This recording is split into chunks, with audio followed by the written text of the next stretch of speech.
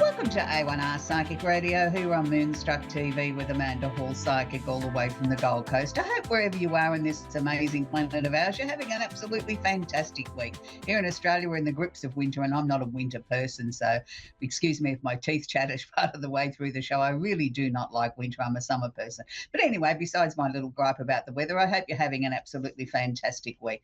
So this week, the Simply Tarot card of the week is the Wheel of Fortune. Now, this is probably one of my favourite cards and probably a lot of people's favourite card because it's the elevation of money.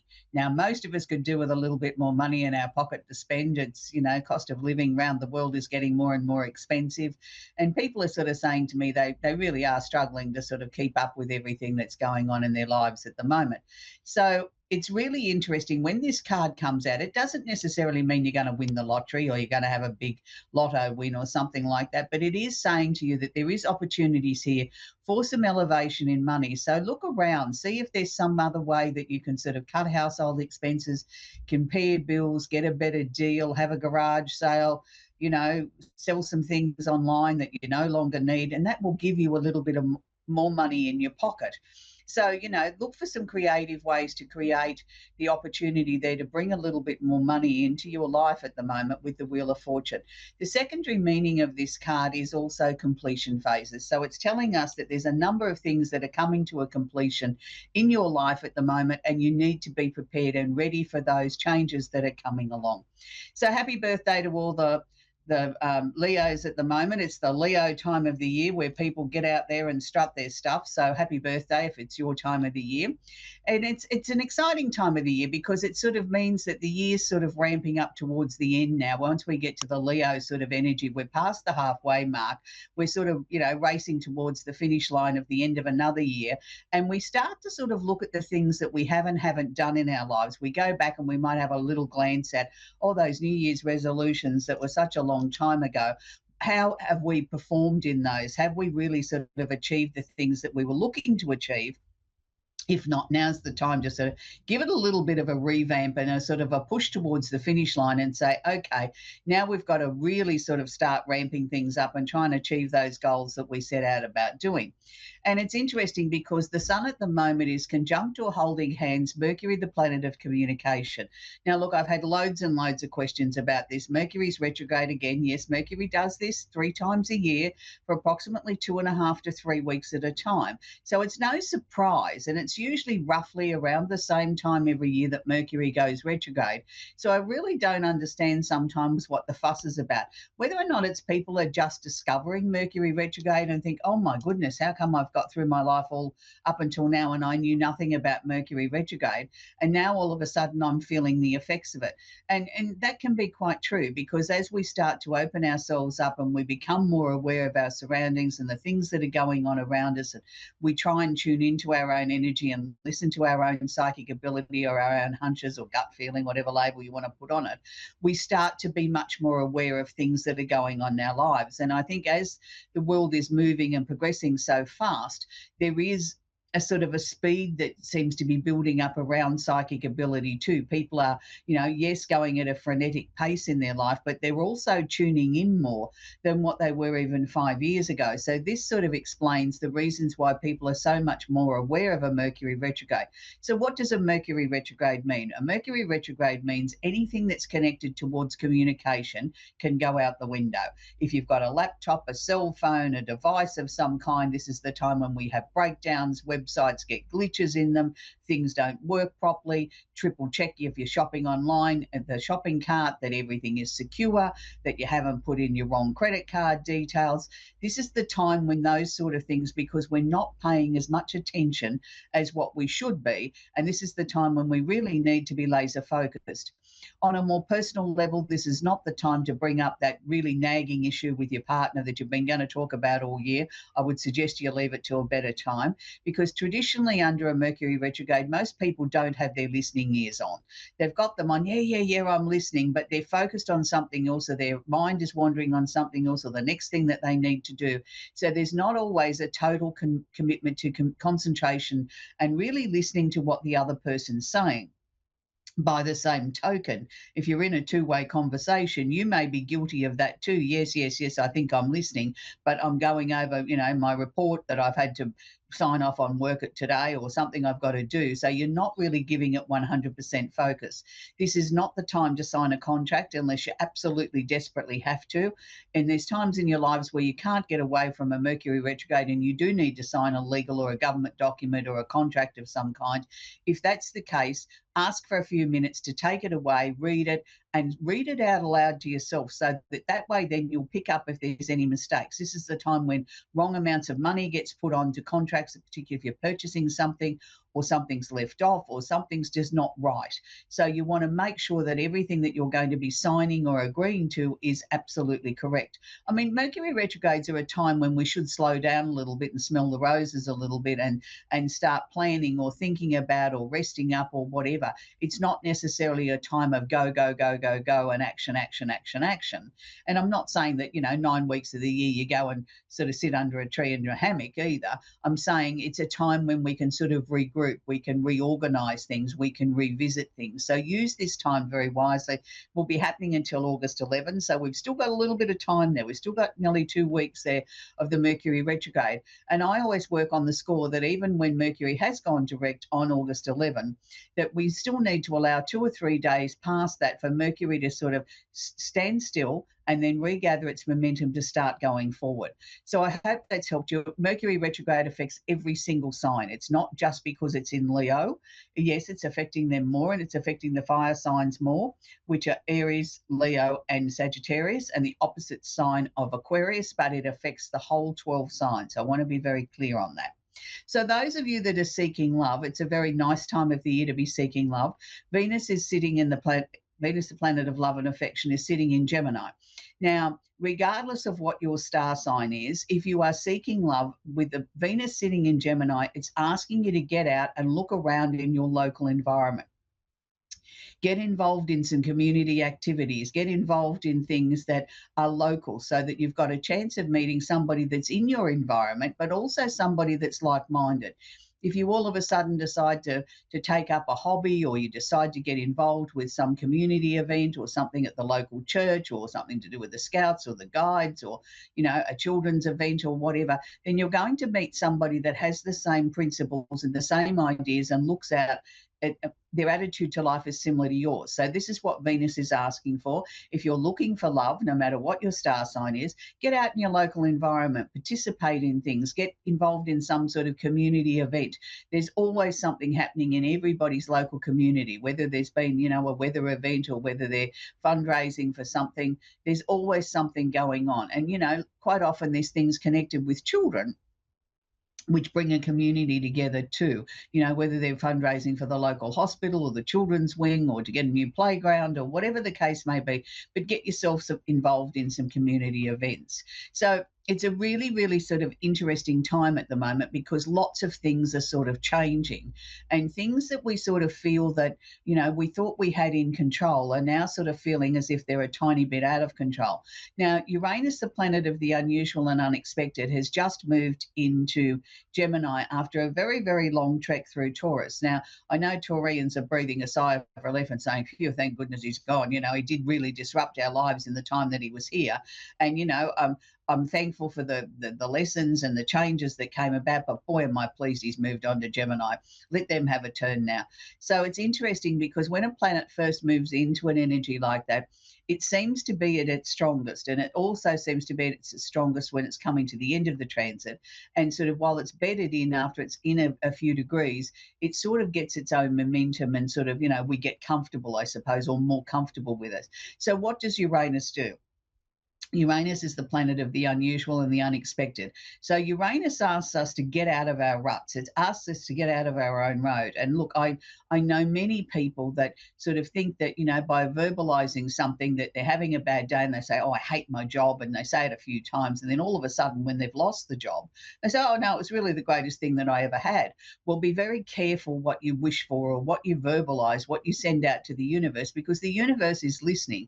It's not the universe's role is not to discriminate whether you were in a bad mood or whether you really meant it. They say, oh, well, she don't like the job, we'll get rid of it for them. So, be very careful about that. Uranus will be in Gemini for a number of years, 7 or 8 years from now. So just be aware of that. It's something that's going to be there for a long time. It's going to be definitely affecting the air signs, which is Gemini, Libra, and Aquarius, and the opposite sign of Sagittarius, but it is affecting each and every one of us, not quite so much for the other signs.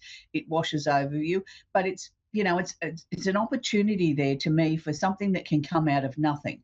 So it's sometimes, ideas come literally out of the blue, and this is how Uranus works. So if you're working with the energy, the opportunities to clear away things that are old, out of date, things that no longer serve you can happen really quickly. And also it can replace them with things that are really exciting and new and different. So, just be aware of that not everything has to be a negative. We have Mars, the planet of action, is sitting in Virgo. Now, Mars is the planet that makes us get out of bed. It's where our ego, our drive comes from. And when I use the word ego, I'm not saying running around telling everybody how great you are, but we all need to have some sort of ego or some sort of drive to motivate us to do something constructive with our lives. Now, while Mars is sitting in Virgo, it's an interesting energy here because Mars, to me, is asking you to get up off the couch and take a good, long, hard look at your life. Have a good, long, hard look at your diet, your exercise. Are you getting enough sleep? Have you got your life in balance? Now, I'm going to say, yes, it does affect the earth signs, but I'm going to say it affects each and every one of us. So the earth signs are Virgo, Capricorn, and Taurus, and the opposite sign of Pisces, but it's washing over the other signs, the other remaining 8 signs, still very strongly. So it doesn't matter what your star sign is. It's asking you, are you looking after yourself? Are you getting adequate sleep? Are you moving enough? Are you getting enough exercise? Is your life in some sort of balance? Is there something there that we can do to change this? And it may be all of a sudden you've noticed you've got an ache or a pain or a lump or something that doesn't seem right. You think, oh, where'd that come from? Well, yes, it may have been manifesting for a little while, but all of a sudden you've seen it. So Mars is asking you to go off to the doctor, go off to a medical practitioner, get that sort of lump or that bump or something that you're concerned about checked out. Quite often things turn out to be absolutely nothing, but we won't make ourselves sick with worry because we don't go and seek the advice that we need. And this is a good time to sort of look at revamping what you're putting in your mouth. I'm a firm believer in food is medicine. And if we really look after ourselves the best way that we can and sort of try and reduce stress in our lives as much as we possibly can, it does show on our face. It does show on our skin. And people quite often ask me, what's the greatest moisturizer? And I say a glass of water. Yes, you can spend all the money that you like on very expensive cosmetics and moisturizers and things like that, but if you don't take some of the basic things and look after yourself and give yourself plenty of water to hydrate your skin, then it doesn't matter how much money you spend on the external if it doesn't come from the internal. So that's just a little beauty tip, and that goes for males as well as females. We all need to stay hydrated.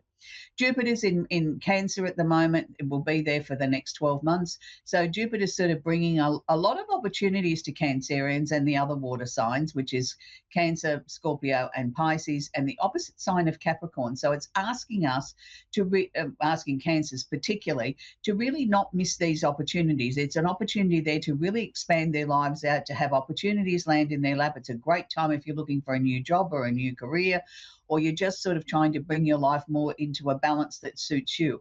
It's a time to really shine. And sometimes Cancers are quite shy. They don't necessarily like to go out there and strut their stuff, but don't underestimate a Cancer. They can be incredibly tough. They are a crab. That some crabs have a soft shell and some have a hard shell. And sometimes they be seen walking sideways to go forward, but that's okay. But there's a lot of change, a lot of opportunities coming up for Cancers, and it's a really good time for them. So finally, I want to wrap it up with Chiron. Chiron's been sitting in Aries now for a while. Chiron's not a planet. Chiron is the wounded healer. I'm mentioning this because lots of Aries people have been messaging me and saying, oh, I thought everything was over with by now. I thought that sorting out my emotions and sorting out my physical health and repairing the damage to my family or friendship or whatever was over. No, it's not. Chiron's in the last few degrees of being in Aries, so just work with the energy. It is a time where you can heal yourself, whether it's emotionally, physically, repair relationships, or just come to terms with things that some things just aren't meant to be. So good luck there, Aries. So we're going to take our first caller, which is Tanya in Layton in Pennsylvania. Are you there, Tanya? Yes, I am. Do you have a question I can answer for you, please, Tanya? Hi, sweetie. Do you have a question I can answer? I don't think I do. If you're feeling anything, Oh, that you would must be have a great. reason you phoned into the show, sweetie. There's something you must want some help with. Can you hear me? I can, yeah. So do you have something you would like me to answer for you? Oh, no, just if there's anybody on the other side that is coming through. They don't necessarily just come through because we request them to come through. No. It's a really Oh, interesting I concept. imagine. People think that they're sitting on the other side waiting to have a conversation with us. That's not always the case. The only time that they like to come through from the other side is if they've really got something important to say. And to them, something like you deciding whether to buy a new car is not necessarily the number one thing in their mind or what they see as the most important thing. What I can tell you is, you've got a lot of people on the other side taking care of you and looking out for you, but no one particular person is jumping forward and saying, hey, tell Tanya this, because I feel that they feel that you're very much in control of where your life's going at the moment. Has there been a number of changes that you've been working through this year and it's sort of like I've almost got to the end of that now? Hello? Hello, has there been a number of changes in your life, Tanya, that you've been working through? Not so many changes, no. Well, that's what they were sharing with me, that there's been things that you've been working on and they're almost coming to a conclusion now. Like there's not a lot of things there that you really need to put a lot of effort into. It's a time coming up where you can just sort of coast along and get on with life and be happy with where your life's taking you, because there's no real major roadblocks or hurdles or things that you need to work through. Are your dreams getting more intense? I have a hard time sleeping at night, so I haven't Right. really been dreaming lately. So do you know that what the reason is why you're having a hard time sleeping? Are you concerned about something, or is it just one of those times where your body just is not ready for sleep? I'm not quite sure, actually. I don't Okay. know. Well, Rob are you said I had a busy hard during the time. day? Are you doing enough physical Um, activity to make you tired? Most days I am, yes. I don't Maybe know. it's For some just reason, I haven't been dreaming. Well, yeah, but we can dream and we sometimes aren't conscious of the fact that we've been dreaming. Sometimes it's just we go through that process during the night.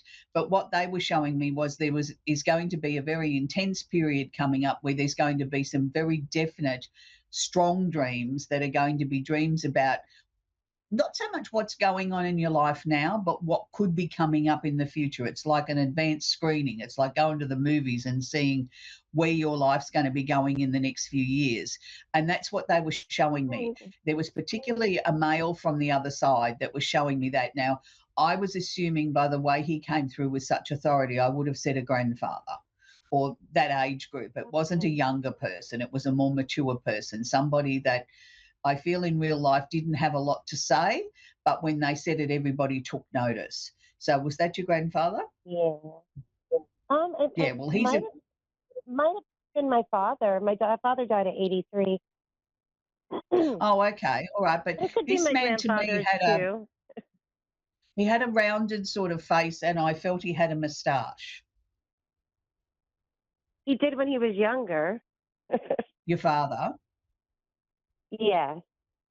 Yeah, well, Yeah. then it's When he dad. was a It's police dad officer. coming through. But yeah, to me, he was showing me a much younger version of him, so that must have been when he thought he was his most attractive, and that's okay. But he was sharing with me He he was a was man very that handsome.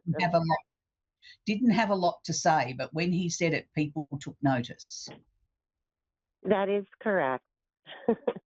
Yeah. He didn't interfere. That's the way I would describe it. He didn't volunteer his information unless you asked him, and then he'd be very selective in the words that he gave. Well, he's around you, he's looking out for you, and he's telling me that there is some changes coming up, and he will give you the information in dream form when the time's right. He's telling me there's nothing to worry about. You're sleeping more than what you realise. He just says that you're just not aware of your dreaming. Wonderful. Thank you. Okay. Lovely to talk to you, sweetie. So we're going to talk with Terry now in Houston in Texas. Are you there, Terry? I am. You have a question I can answer for you, Terry? I know I've been thinking about it. I'm not sure where to start other than my life has been kind of ruled by Epstein-Barr and other viruses, and I started healing them 10 years ago, but I kind of want to know, I guess, what the next chapter is going to be. I'm still working on healing, or if anybody, actually, just whatever spirit has. Okay, sweetie. Look, it's always very difficult when you've got something like Epstein-Barr virus, and I had it, so I can sympathise with you, because there is really no cure. It's a matter of finding what works for you, and what works for you won't necessarily work for the next person. It's a very peculiar sort of virus that stays dormant in your system even once you think you've beaten it, and comes back again at any time that you get very run down. So I think you've just got to follow your own instincts here at, what feels right. If, you read something online or somebody suggests something, go back and ask yourself, does that sit comfortably with me? You don't have to take on board every person's piece of advice, because what worked for them might not necessarily work for you. I'm going to say to you, I'm not a doctor, and I really can't prescribe anything, but I'm going to say to you, part of what you experienced with this virus was physical, but part of it was also psychic. It was almost like we needed to get you to stand still long enough, or sit still long enough, so that we could work on you on another level. Does that sit comfortably with you? Yeah. It was like a two-way thing. Physically, we slowed you down. Yes, you were sick, and there's no two ways about that. But over here on this hand, it was like that gave spirit the opportunity to work on you, to start fine-tuning things, to be able to put things into your soul or into your mind that prior to the virus, you were too busy. They couldn't get you to stand still long enough to give you this information, or to give you this suggestion or whatever. So there was a reason for it, but it was sort of like a two-pronged thing. Yes, it was on the physical, but it was also over here on the psychic or the spiritual side of things. So that's sort of all coming into balance now. It's interesting because they're showing me green vegetables. Are you not a fan of them? No, I love them. That's what I'm eating. I'm comfortable with the physical healing path I'm on, but no, I mean. Good. Well, they're just showing me more and more green vegetables. As many as you can fit in is the answer. Okay. That's why I questioned whether or not you didn't like them, because they weren't just showing me a bowl full of broccoli or whatever. They were showing me they were mounding it up really high, and it was like, oh, wow, there's much to eat, No, I love like, broccoli. wow. Okay. Yeah, good, because that was the one vegetable that they showed me greens in particular, but broccoli was the major portion of this. So obviously there's some sort of healing benefit in there for you. And I firmly believe that our body tells us what we need. You know what I mean? We can eat that to a certain point, and then all of a sudden, I don't want that anymore, I want carrots. Well, then follow what your body's sort of telling you. It's also interesting too, because I feel in the last 2 years, there's been a lot of emotional letting go that you may not have even been physically aware of, that you were working through, because they keep showing me that your life had, look, we've all had traumas in our lives. There's nobody that's had a perfect life. But what you had and different stages in your life was really compounded maybe by other things that happened around the same time, or you weren't given the opportunity to work through those emotions or understand them or whatever, and you've had to go back and do it now as an adult. Does that relate to you? Yes. I mean, like I said, I feel like I've been stagnated emotionally, I guess, and I never did have a family or have a relationship with a man, that kind of thing. Mhm. that I could sustain. I mean, so I just, yes, and I'm probably just totally oblivious because I was just trying to make sense of things on my own Yeah, but understanding, which is yeah, not which is good. is the right way to do it. What they were showing me was that, with this illness, and you were, there was times there where you probably couldn't get out of bed. You were so sick and did nothing but sleep, sort of go in and out of different stages of sleep. During that time was when spirit was working on you on an emotional level, like working through some of these layers and discarding things that were no longer necessary, things that they didn't want you to hold on to. So I think in the next 6 months, you're going to find, number one, your energy levels are going to come right back up to where they were before you got sick. Two, I think you're going to be very definite in decisions and choices that you're going to make. Say you go down the street and you're going to buy a new car, you'll walk in and say, I want that one. And they'll say, but and you say, no, I told you I want that one. And you'll be very firm about things, that how you want things to be, and you won't let anybody bully you or try and change your mind. And this is part of the new person that you're becoming. And I know you said you didn't have, a proper family, and you haven't had relationships and all those sort of things. And maybe that was the journey that your soul chose before you came here. We can't always sort of say, well, what's right or what's wrong. We make these choices before we come on earth. But they are showing me a very oversized pink heart. Now, normally when they show me that, that means new love's coming. So there's no one significant in your life at the moment, Terry? No, just Well, 8 there is some. cats Okay, that I well, the cat's rescued. wonderful, and I'm sure the cat makes you smile and gives you lots of Oh, cuddles, but 8. there's a person coming. So not just, the love and support from the cat, but I feel that the person that's coming into your life won't be coming in till about March next year. I feel he's walked a very long, hard road too. The two of you will sit down and, there's an instant connection there. There's an instant attraction, and you feel very comfortable with each other. It's like finding the other half of you.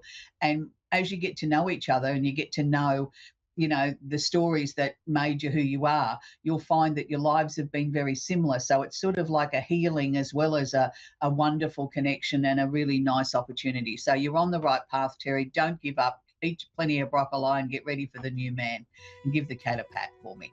Anyway, that's lovely. That's where we're going to leave Terry today. It's always interesting when we get physical illnesses, and particularly viruses, that sometimes there is no cure for, and we have to explore it ourselves. We have to listen to what our own bodies are telling us and how we maneuver our way through it. But sometimes it also has a psychic connotation or a healing in that way that goes on from that direction as well.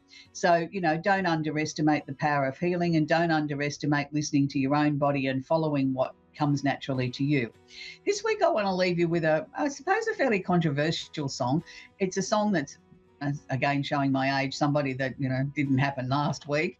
And it's a very powerful song, and I really have immense respect for this female entertainer.